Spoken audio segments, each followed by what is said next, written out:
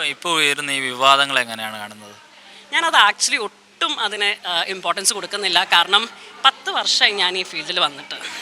എനിക്ക് വളരെയധികം എല്ലാവരും പറയും പൂർണ്ണിമയുടെ പാഷൻ ആണ് പൂർണ്ണിമ ജോബാക്കിയിരിക്കുന്നത്.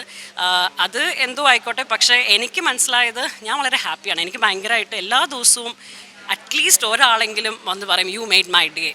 എനിക്ക് വളരെ സന്തോഷമായി, thank you for the class, I can give something to the society എന്നുള്ളൊരു തോന്നലാണ്. ഇപ്പോൾ വിവാദം ചെയ്യുന്നവർ ചെയ്തുകൊണ്ടിരിക്കും. എല്ലാത്തിനും ഒരു ഫ്ലിപ്പ് സൈഡ് കാണും. അവർ ഒരു നല്ല ഗുണം പറഞ്ഞിട്ടാണ് അവർ വിവാദം ചെയ്തതെങ്കിൽ ഞങ്ങൾക്കൊരു ആക്സെപ്റ്റ് ചെയ്യാൻ എന്താണ് അതിലെന്ന് അവരെന്തുകൊണ്ട് അത് ചെയ്തു എന്നുള്ളത് ചോദിക്കായിരുന്നു. പക്ഷേ അതിൻ്റെ ഒരു ഗുണങ്ങളും മനസ്സിലാക്കാണ്ട് നേരൊരു വിവാദം മാത്രം, ഒരു മോശപ്പെട്ട ഒരു സാധനമാണെന്ന് മാത്രം പറയുന്നത് അത്ര ശരിയല്ല.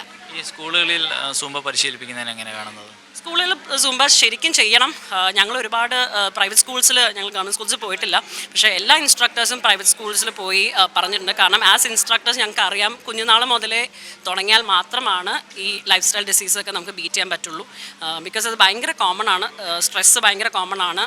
പലതരം ഇതിലേക്ക് കുട്ടികൾ പോകാൻ വളരെയധികം ചാൻസ് ഉണ്ട്. ബിക്കോസ് എല്ലാം ഇപ്പോൾ ഈസിലി അവൈലബിൾ ആണ്, ഫോണിലും ടാബിലും യൂട്യൂബിലും എല്ലാം അവൈലബിൾ ആണ്. അതുകൊണ്ട് അങ്ങനെ കുട്ടികൾ അതിലേക്ക് വഴിതിരിഞ്ഞ് പോകാൻ ഭയങ്കരമായിട്ട് ചാൻസ് ഉണ്ട്. അപ്പോൾ അതുകൊണ്ട് കുട്ടികളിൽ നിന്ന് തന്നെ തുടങ്ങണം.